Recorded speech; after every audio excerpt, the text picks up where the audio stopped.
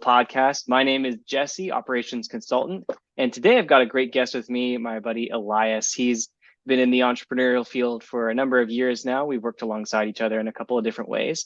And one thing I wanted to talk to Elias about today was something that we all can relate to in some way, which is the challenges of being an entrepreneur while still maintaining a healthy balance in the family, right? Whether you're, leading the family or supporting somebody who is, or even just related, or dealing with the relations of the people around you who may or may not understand exactly how all that goes, especially as a parent as well. And so, welcome to the show, Elias. Go ahead and introduce yourself. Tell us a little bit about who you are, what you do, and kind of what a bit of your story is leading up to this point. Yeah, so thanks, Jesse.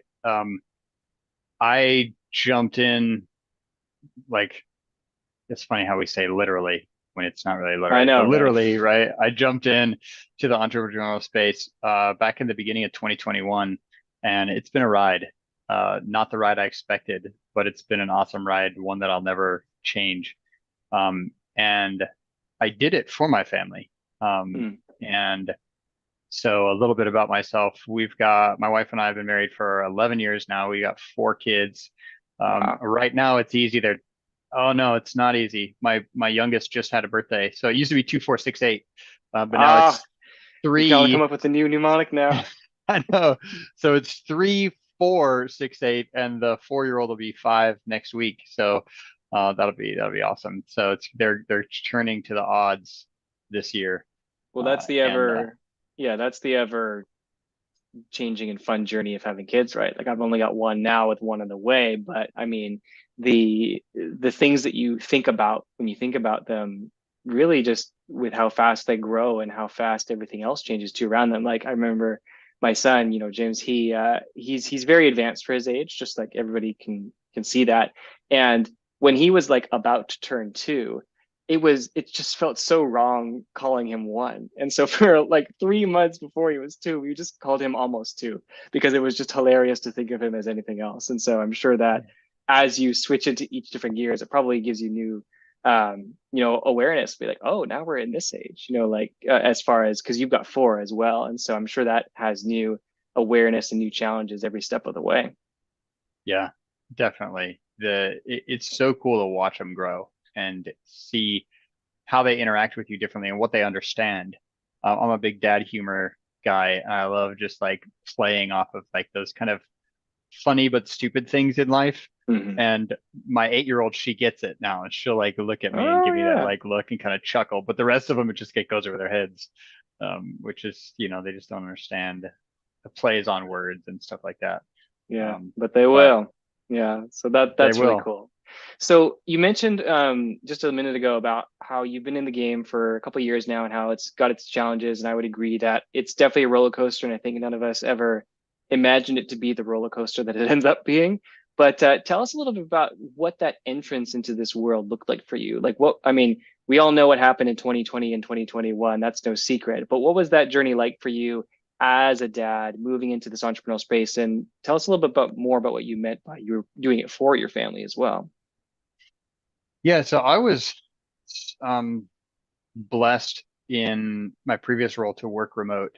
I started working remote before 2018, probably in Okay, 2017. I don't so forget. working I remote don't was nothing remember. new for you then. Right. So working remote, that was, but being in charge of my own schedule was, um, I, I appreciate, it's, and I don't know the exact definition, but it's Jeff Lerner's definition of an entrepreneur. An entrepreneur is somebody who, um, understands the difference between an hourly person and like an entrepreneur. An entrepreneur, Mm. we don't get paid simply for doing tasks. We get paid for the results we produce. Right. And so it's a whole different mindset. You are in control of your schedule, but it's not just like, okay, clock in, clock out, and I get paid. It's produce results and you get paid, which is totally different mindset, but also so much more rewarding because you're like, hey, I don't get paid unless I did a result. And that's my result. That money, is coming Mhm. in because I made that result. And so, not to stray too far from your question, but the idea of being able to schedule my own, make my own schedule is one thing that my wife and I did in the middle of it is I would work much heavier days on like Monday and Tuesday, so that then on Thursday and Friday I scheduled in like dates with the kids, so we got 4 kids. There's usually 4 weeks in a month. I get, 1 date a week with some of the kids because I'm able to flex my schedule real easily like that. And then Fridays we would have as like afternoon would be family day. And then Saturday I'd hit it hard again. And Sunday I have, for the most part, we go to church, we dedicate that day to family, to church, etc. And so for the most part, not 100% of the time, I've said nope to everything on those days, which is good because you need that balance in life. And that's what I was really looking for, is to create that balance for my family because they're valuable. Mm. When I was growing up, and I talked to my dad about this, and I get it, but I remember being probably about my son's age, right around 6. Um, and I was just playing, and my dad, like when he came home from his 9 to 5, he then had to do like home tasks, and he didn't have that time that I wanted. We did play, like he's a great dad, but I just remember sitting there going like, my dad doesn't really have the time I want for me. Um, and like I want to be different for my kids. Like I want to have that time and that the ability to be flexible for them. And so that was like the huge thing for me, is being able to Mm. create that life for their sakes. Got it. Yeah. So you were doing that even before COVID, but that was a priority for you guys when you were going remote, correct? So it's when I became in charge of my own schedule that I started to make those. When I Was was that just in working remote, 2021? we did that like, so the main shift of the realization of I'm just going to take advantage. I started taking my kids on dates, but it wasn't a thing scheduled into the calendar until like middle of last year, actually. Mm. Um, Okay. it was just kind of a realization of like, hey, you know, make this balance. And my wife and I, we worked together, and we're like, okay, I'm going to work heavy on Monday and Tuesday so I can take a little bit lighter load on Thursday and Friday type of thing.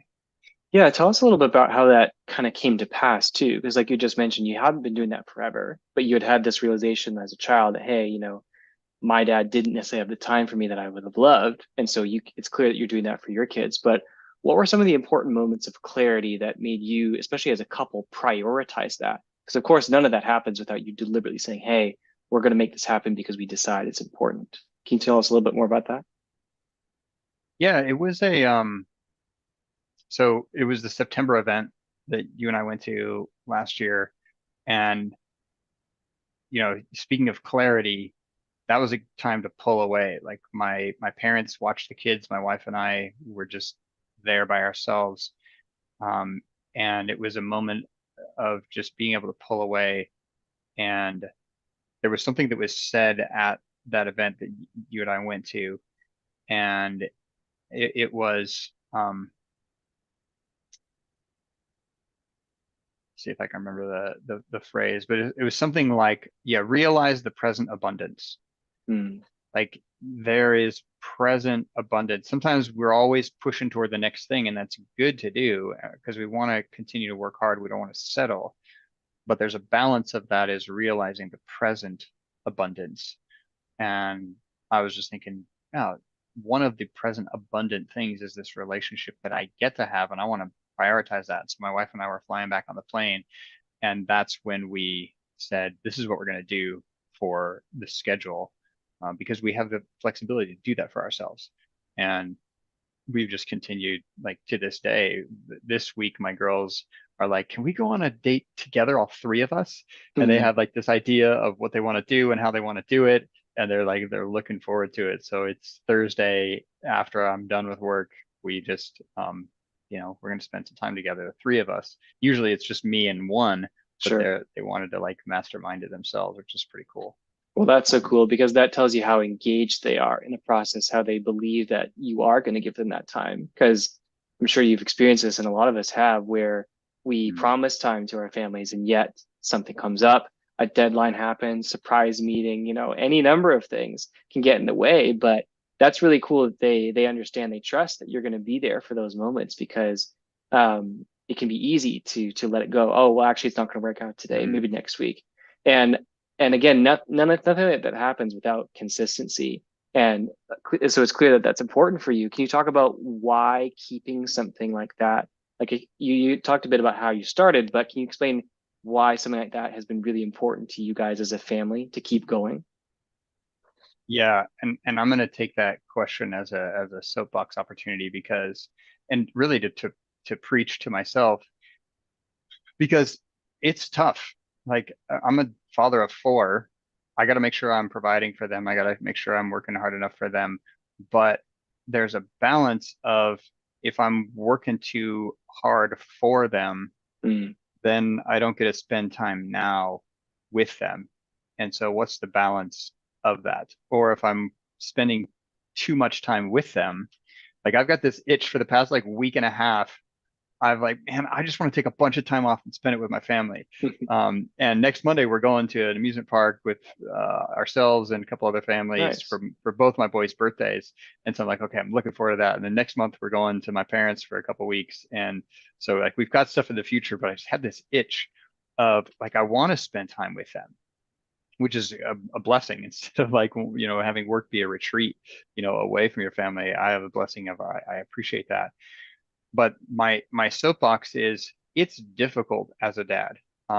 Yesterday, my wife and all the kids were sick, and they haven't been sleeping like my wife's not really a problem. Like she'll take care of herself, but I'm the lighter sleeper, and so I'll take care of the Mm, kids like when they wake up, and so I'm not getting good sleep. And it's like, okay, what do you do then?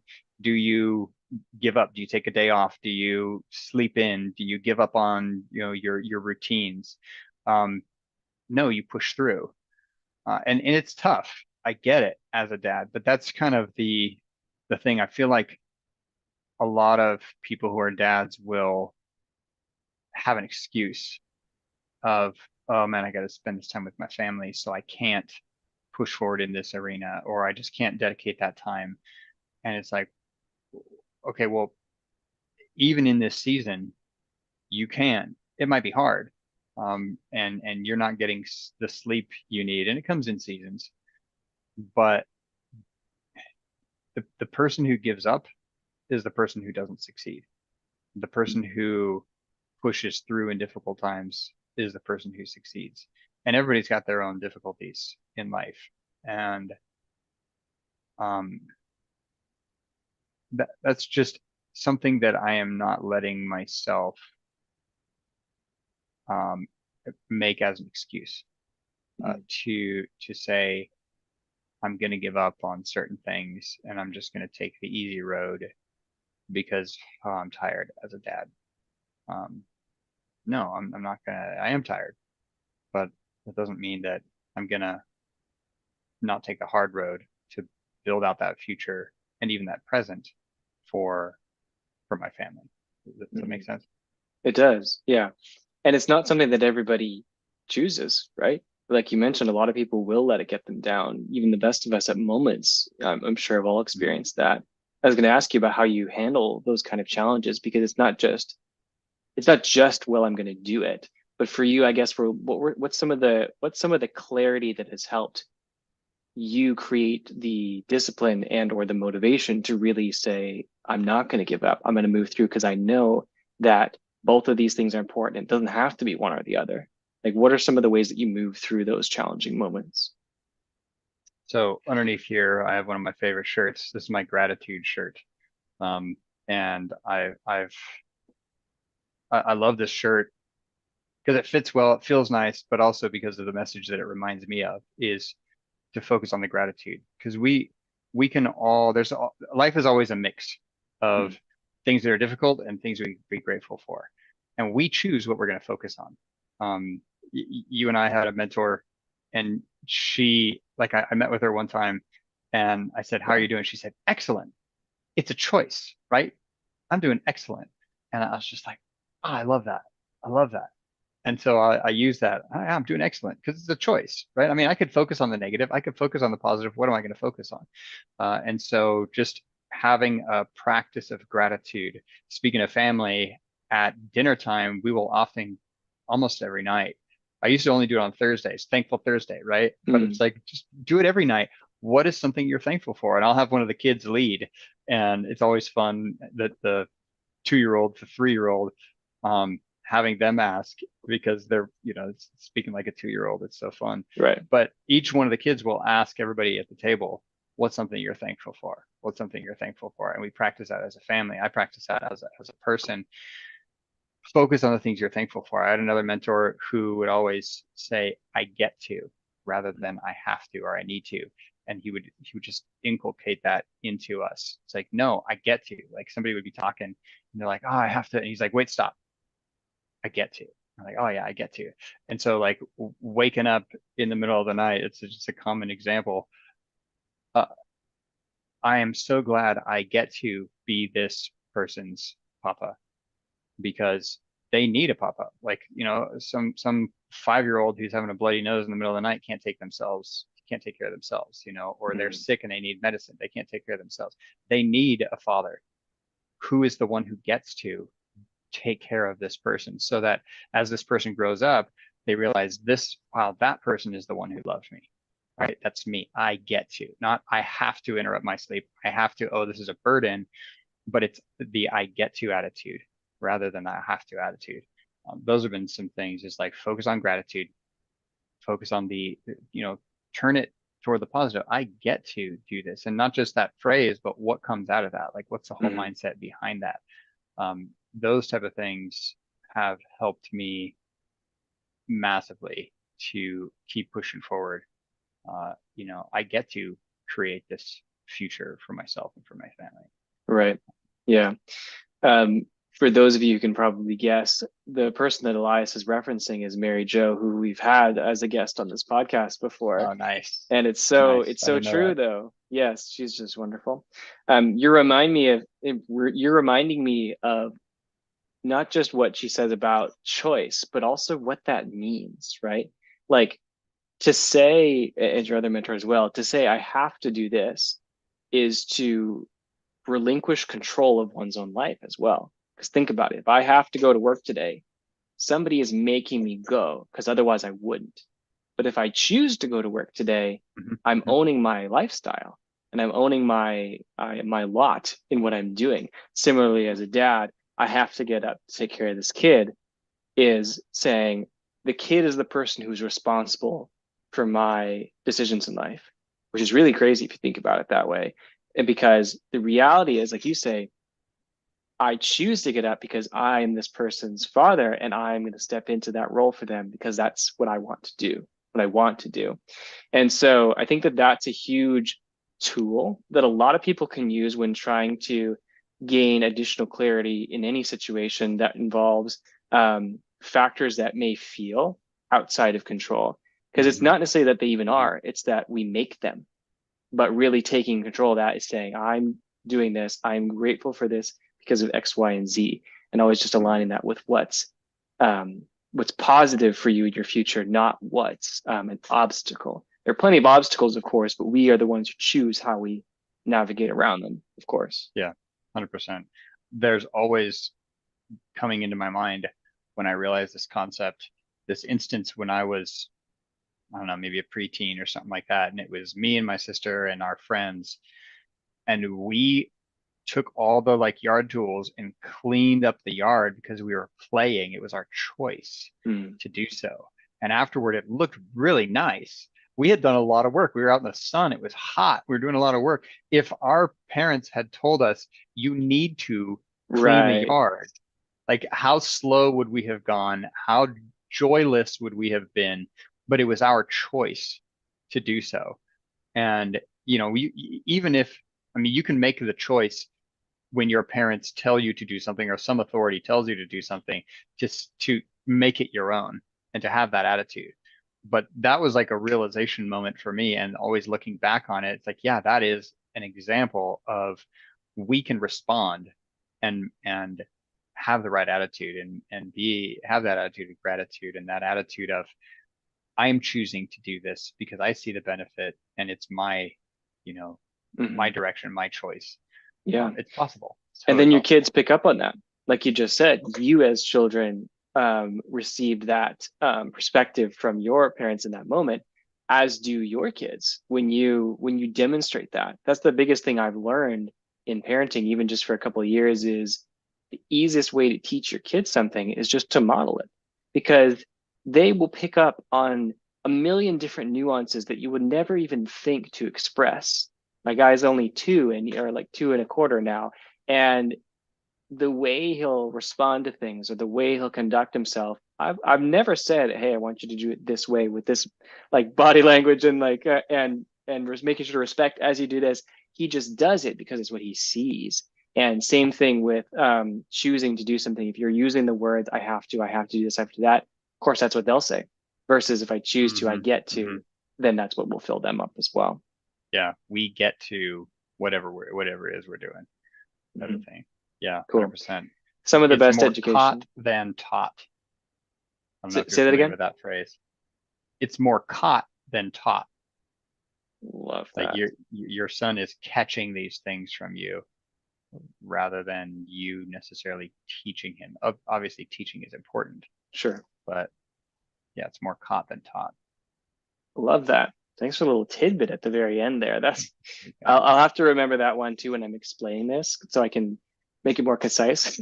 Sometimes it can be a bit of a statement, but that's really good one. Yeah, they're it's better to catch that than to just teach it. Awesome. Mhm. Well, Elias, thank you again for joining me. I know that it's been good to catch up with you just in general, but thanks for taking us 100%. through a bit of a deeper dive on your journey as a dad and entrepreneur and how kind of that all relates together, because it is a bit of a roller coaster, as is many parts of it, but it doesn't mean that we can't still find fulfillment in each of those areas. It's just about what we decide. And the more clarity we have over what is important, the easier it is to prioritize those things like dates with your kids or even just the way you speak to them. So thanks for all of your Hmm. insight as well. I know that you've got your hand in a couple of different projects right now, working with different people that here or there. But if different people have loved what you had to say, what's the best way they can connect with you? Like which social media platforms are best for you?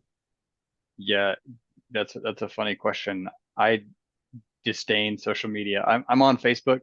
You can find me. I'm Jesse's friend on Facebook. We're also connected Good on mutual. LinkedIn. So and I get those emails if somebody messages me on LinkedIn. I get those emails notifications and I'll check it in a few days.